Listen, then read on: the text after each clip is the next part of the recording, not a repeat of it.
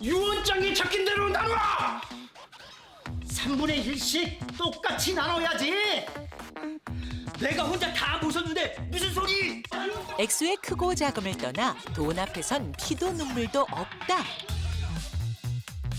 상속 과정에서 생기는 유류분 분쟁은 10년 새 3배 가까이 늘어났는데요.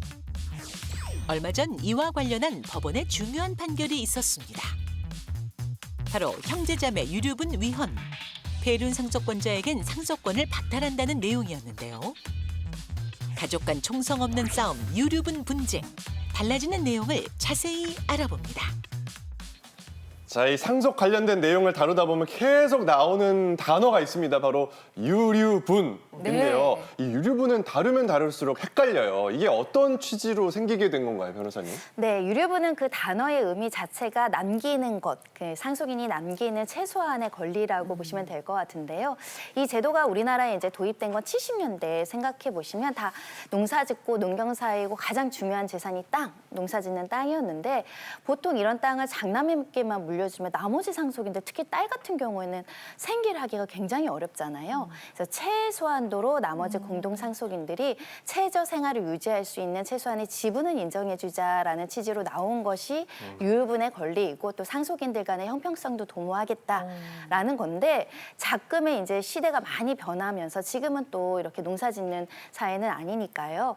그래서 이제 나오는 것이 아니 내가 내 재산 더 이쁜 자식에게 더 좋은 취지로 기부하겠다고 하는데 내 재산에 대해서 왜 처분 행사권을 제약을 하냐. 또 이런 논리도 있는 만큼 이 유류분이라는 건 우리나라의 민법에 아직 있지만 또 이 각자의 이해관계가 좀 달리는 제도이기도 합니다. 그러고 보면은 우리나라 법이 굉장히 좀 인간적이다. 네, 이렇게 공평하려고 굉장히 노력을 많이 했구나. 맞아요. 이런 생각이 들어요. 아까 유류분제도 말씀하셨잖아요. 맞아요. 한 푼도 못 가져가는 자식 없게끔 어떻게 맞아요. 최소한대로 살게끔 해주는 거니까. 아니 근데 이게 또 어떻게 생각해 보면 한 푼도 주기 싫은 자식한테 한 푼도 줘야 되는 거잖아요. 반대로. 예. 아니 근데 이런 게 외국에서도 사례가 있습니까? 네, 맞습니다. 사실은 유류분 제도는 우리나라에서 이제 여성들이 상속을 못 받았을 때, 딸들이 배제됐을 때 그만큼이라도 하기 위해서 굉장히 중요한 역할을 했어요. 근데 시대가 좀 변하다 보니까 이게 지금 양상구 씨가 얘기한 것처럼 이거 주기 싫은 자녀한테도 줘야 되느냐 이런 문제에서 요번에 이제 그래서 헌법재판에서 결론이 나왔는데 해외에도 독일과 프랑스에도 우리나라와 비슷한 제도가 있습니다. 그런데 미국과 영국에는 그런 제도가 없어요. 그래서 우리가 어떻게 하면 좋으냐 하는데 이게 결국에는 그 독일과 프랑스에는 우리와 비슷한 유류분 제도가 있는데 거기는 유류분을 없애는 제도, 제한하는 제도가 같이 있어요. 그러니까 같은 재산을 하더라도 미혼 자식은 아예 못 받아가게 제한 조항이 있단 말이죠. 근데 우리나라에는 유류분에 대해서 제한 조항이나 상실 조항이 없다 보니까 이것을 2025년까지 빨리 만들어라 이렇게 헌법재판소가 판결을 했어요. 그래서 유류분 제도는 그대로 역할을 가되 이 유류분마저 받을 수 없는 자녀들에 대해서는 제한하거나 이걸 상실시키는 법 조문이 좀 들어와야 될 것 같습니다. 네. 정말 유류분이 참 복잡하고 어렵다는 생각이 자꾸 드는데요. 그래가지고 이 가족 간 분쟁에서 유류분으로 인한 다툼이 굉장히 끊이질 않고 있다고 합니다. 그래서 저희가 한 사연을 재연으로 꼽아봤습니다. 화면 보시겠습니다. 아이고, 자 일어나세요. 식사 좀 하세요. 자, 조심. 조심. 자, 아픈 어머니를 10년 동안 홀로 모셔온 남학래 씨. 예. 아이고. 형 또 전화 안 받네. 형, 부양비 좀 보내줘. 나 혼자서 감당하기 정말 힘들어. 부양비를 감당하지 못하고 어머니 통장에서 생활비를 충당해야만 했는데요. 엄마, 죄송하지만 이 돈 좀 쓸게요. 하지만 결국 10년 투병 끝에 어머니가 떠나시고 재산 정리를 위해 삼형제가 모였습니다. 이게 어머니 유언장이야. 생전에 어머니가 남기신 거 공증까지 마친 거야. 우리 같이 보자. 줘봐. 내가 읽어줄게.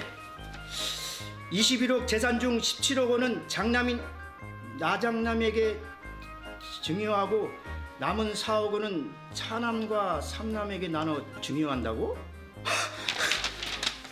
이게 무슨 소리야? 어? 내가 어머니를 독박으로 모셨는데 형들은 한 푼도 안 보탰잖아. 당연히 내가 더 받아야 되는 거 아니야? 웃기네. 그동안 엄마 통장에 있는 돈으로 호의호식했던 거 내가 모를 줄 알아? 그리고 이런 거 필요 없어. 우리 삼형제니까 똑같이 3등분 해. 어허, 어머니 뜻인데 어머니 뜻을 따라야지. 유언장대로 해. 무슨 소리 하는 거야? 어머니의 유언과 유산을 두고 첨예하게 대립하는 삼형제. 과연 법은 누구의 편을 들어줄까요? 근데 저 아무것도 안 한 큰형이 17억이죠? 야, 저걸 가져가는 건 저는 말이 안 된다고 봅니다. 막내가 저 다 고생을 했거든요. 근데 막내가 보면 2억밖에 못 가져가요. 그러니까요. 제가 막내입니다. 똑같이 나눠야 됩니다. 나 너무 억울합니다. 이런 큰 형들이고. 병이 있으니까. 근데 저도 막내가 너무 억울할 것 같아요. 10년 병순발을 했는데. 그래서 저는요, 딱 유류분만큼만 첫째, 둘째 아들한테 줘야 된다고 생각해요. 자, 21억에서 일단은 3을 나누면 7이 되고 7에서 또 유류분 이제 나누기 2 하면은 3.5가 되니까 그래요. 3.5니까 3억 5천 아니고 그냥 반올림해서 4억 주고 나머지는 몽땅 막내 아들 주고 괜찮죠? 괜찮은데요. 괜찮죠? 예, 근데 그 괜찮습니다. 계산을 위해서 계산기를 가져오신 거예요? 요즘에 쉽게는 안 단어도 이루어지던데. 생각이 안 나고 그래서 안 돼요. 예. 네, 어떤가요? 네, 굉장히 보람이 있습니다. 우리 이승현 아나운서 하시는 거 보니까. 네. 그쵸? 일단은 유언장이 작성이 돼 있으면은 첫 번째는 유언이 효력이 있어요. 그러니까 어쩔 수 없이 17억은 큰형한테 가야 될 것 같아요. 그러면 나머지 지금 어머님이 4억 갖고 둘을 나누라고 했는데 그것까지는 효력이 있는데 지금 형제들이 거기에 동의를 못 하잖아요. 특히 막내 같은 경우에 더 그렇게 하고 있고. 그래서 이제 우리 이승현 아나운서가 친절하게 유류분을 계산을 해주셨는데 3.5억이 됩니다. 유류분이. 상속분이 7억인데 반이 3.5억이니까 그럼 4억을 둘이 나누면 2억씩밖에 안 되잖아요. 그러니까 나머지 1.5억에 대해서 큰형한테 청구를 하실 수 있게 될 것 같습니다. 네, 이렇게 계산을 하는 겁니다. 네. 일단 그 제가 예리한 촉으로 한번 짚어보건데 일단 막내 아들이 부모님, 그러니까 어머니를 챙긴 건 맞아요. 근데 그동안 통장에서 생활비를 어머니 돈을 좀 뽑아 썼어요. 이게 문제가 될 수 있지 않을까요? 예리합니다. 그러니까 아주 현실적인 팁이니까 시청자 여러분 채널 고정하시고 꼭 들으셔야 돼요. 네. 뭐냐면 우리가 이제 부모님 모시고 살다 보면은 부모님이 연로하시니까 통장이라든지 현금 카드를 맡기는 경우가 있어요. 그러니까 이제 그걸 써가지고 이제 뭐 부모님의 생활비를 충당하는 이렇게 하잖아요. 큰일 날 수가 있어요.